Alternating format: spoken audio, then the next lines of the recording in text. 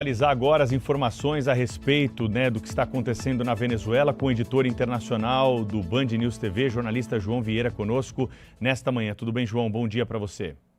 Tudo ótimo, Pedro. Bom dia para você, para a Thaís, para todo mundo que está aqui com a gente no Jornal Gente. A informação de momento é o presidente Donald Trump dando uma entrevista ao jornal The New York Times, uma entrevista que durou cerca de 2 horas. Inclusive, no meio dela, houve uma ligação diplomática, Donald Trump conversando com o Gustavo Petro, presidente da Colômbia, mas basicamente o assunto da entrevista foi a Venezuela e o Trump disse, inclusive, que pode visitar os nossos vizinhos aqui. Há poucos dias atacava e capturava Nicolás Maduro e agora já menciona até a possibilidade de, num futuro, não está garantido quando isso aconteceria, mas num futuro ele visitar a região, desde que, claro, a situação esteja segura. Isso foi mencionado por Donald Trump. Mas outros tópicos importantes também foram citados por ele e, claro, que muitos deles recaem sobre o petróleo. O Trump foi perguntado por quanto tempo ele pretende, à frente da presidência dos Estados Unidos, controlar o petróleo venezuelano, como ele diz que já está fazendo. Os jornalistas americanos perguntaram, é uma questão de meses, é uma questão de 1 ano, é mais do que isso? E ele falou, olha, é mais do que isso, o que nos indica que vai ser por anos esse tipo de domínio dos Estados Unidos, mas o Trump evitou dar um prazo exato. Falou que é justamente o tempo que vai nos dizer quanto tempo exatamente essa situação vai perdurar. Outras questões importantes que ele comentou foram sobre, por exemplo, a passagem de bastão, podemos dizer assim, forçada, é verdade, de Nicolás Maduro para vice dele, Adelcy Rodrigues. Ambos que estavam na mesma chapa, que, segundo o governo venezuelano, foi eleita de maneira correta, mas grande parte do mundo discorda disso, falando sobre fraudes eleitorais, mas os Estados Unidos, sim, admitindo que Adelcy Rodrigues, a vice de Nicolás Maduro, é a líder interina da Venezuela. E o Trump tem dito o seguinte, disse nessa entrevista também, que Adelcy Rodrigues e o governo venezuelano têm feito nos últimos dias tudo o que é necessário, na visão dos Estados Unidos, para as coisas surtirem bem. Disse também, o presidente americano, que a relação entre os dois está indo muito bem no estágio atual. Ele falou o seguinte, abre aspas, estamos nos dando muito bem neste momento e os Estados Unidos são tratados com muito respeito, fecha aspas. Ele não comentou se conversou com Adelcy Rodrigues, mas falou que o Marco Rubio, secretário de Estado, chefe da diplomacia americana, sim, fez isso várias vezes. Ele disse que, a todo momento, o Marco Rubio conversa com Adelcy Rodrigues. Trump também evitou falar sobre eleições na Venezuela, mas destacou que a ação contra Nicolás Maduro, essa captura, surtiu um efeito importante para os Estados Unidos. A intimidação de líderes latino-americanos que, segundo os Estados Unidos, estavam fora da rota que a Casa Branca queria. E aí envolve também essa conversa com o Gustavo Petro. Uma conversa telefônica que foi mais tranquila, durou cerca de 1 hora e que seguiu um novo estágio nessa relação aparentemente. Ele sendo chamado de terrorista por Trump, ele chamando Trump de senil, mas depois dessa conversa, o próprio presidente americano chamou de grande honra ter tido a conversa com o Gustavo Petro e, por outro lado, o presidente da Colômbia, que participou ontem de um evento, uma manifestação, disse ter reescrito de última hora o discurso que fez ali a uma multidão em Bogotá, justamente porque o texto anterior era muito mais duro e crítico ao presidente americano. Colômbia indicando, então, que quer também colaborar com os Estados Unidos. Vamos acompanhar o que acontece nesses próximos dias, principalmente. Obrigada, João. Tudo bom com você? Tudo bem, Só uma perguntinha, Thaís, para o João, que é muito importante, porque o João também está atualizando a gente minuto a minuto, e eu queria falar sobre a apreensão do navio ligado à Venezuela no Atlântico Norte, né? Essa apreensão, né, que se pode abrir um precedente perigoso, aí ampliando o alcance das sanções dos Estados Unidos para além de suas águas, né, e elevando também tensão com países como a Rússia, por exemplo. Explica para a gente esse imbróglio, João. Certamente, Sônia, é um ponto importantíssimo, até porque nós temos que levar em conta que este, que é um dos navios, segundo os americanos, ligados, né, à Venezuela, a tentativa de burlar as sanções impostas pelos americanos, já perseguido há cerca de 20 dias, né, foram 19 dias, salvo engano, de perseguição, desde o fim do ano passado até ontem, e por diferentes partes do mundo, né, saiu lá do Oriente Médio, saiu do Irã, rumo à Venezuela, no meio ali, aliás, quase no fim da sua trajetória, chegando à costa aqui sul-americana, ele foi interceptado pelos Estados Unidos, mas desrespeitou ordens para parar, seguiu o caminho até a Europa, chegou pertinho de você aí, né, Soninha? Ali perto do Reino Unido, perto da Islândia. E fato é que nesse meio do caminho também surgiu a Rússia de maneira mais prática, né? Porque a Rússia, até agora, assim como China e outros países aliados à Venezuela, criticaram os Estados Unidos por todas essas ações, mas ficaram nas notas. Só que, quando falamos dessa questão dos navios,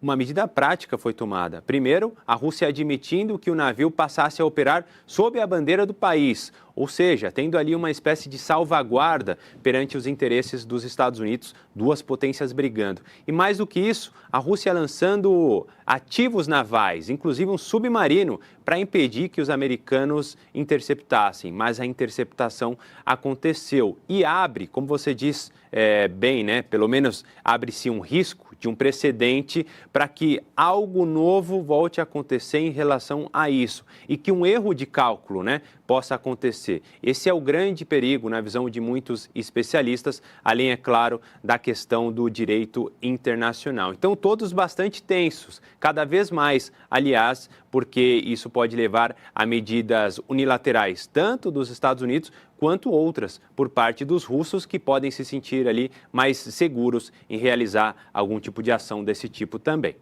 Bem, deixa eu agradecer ao jornalista João Vieira, editor de internacional aqui da Band News TV. Valeu, João. Valeu. Meus amigos, acho que vai ficando cada vez mais claro que Delcy Rodrigues fechou com Donald Trump de alguma forma e muito provavelmente antes da retirada de Nicolás Maduro do país pelas tropas norte-americanas. Porque foi uma ação pontual, gerou mortes, é claro, geraria uma ação como essa, mas um presidente, olha, o Emanuel Pessoa, nosso colunista aqui, conosco na terça-feira, colocou isso aqui de uma forma muito clara.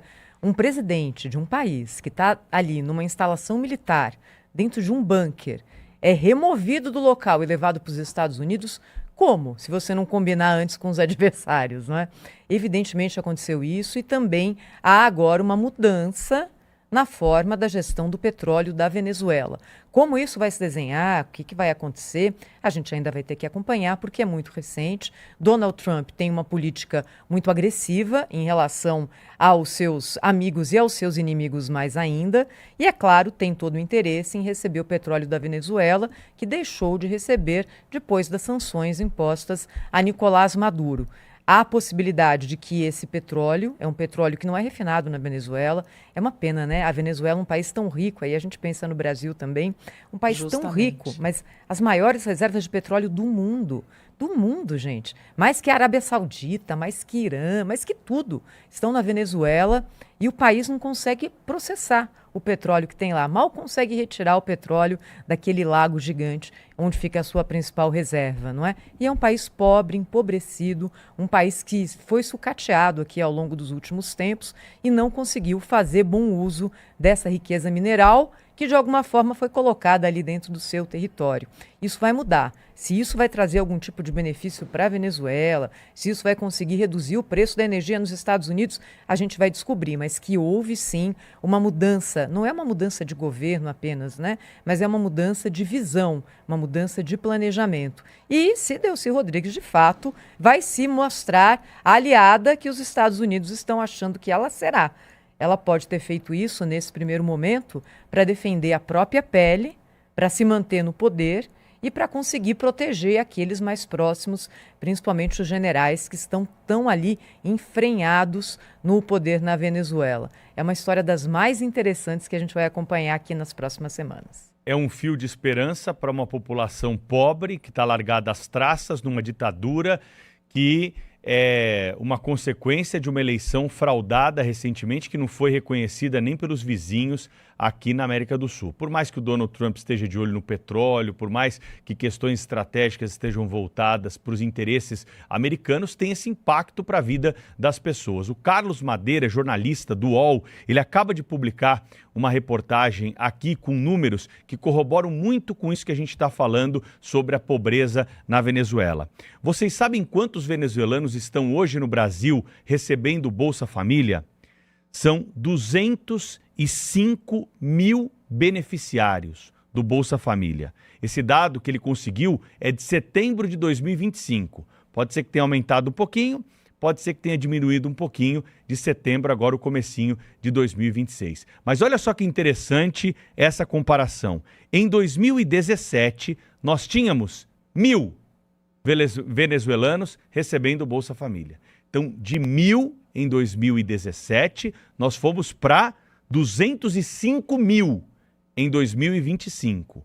61% dos estrangeiros que recebem Bolsa Família são venezuelanos. A grande maioria, muito maior do que na segunda colocação, onde estão os bolivianos.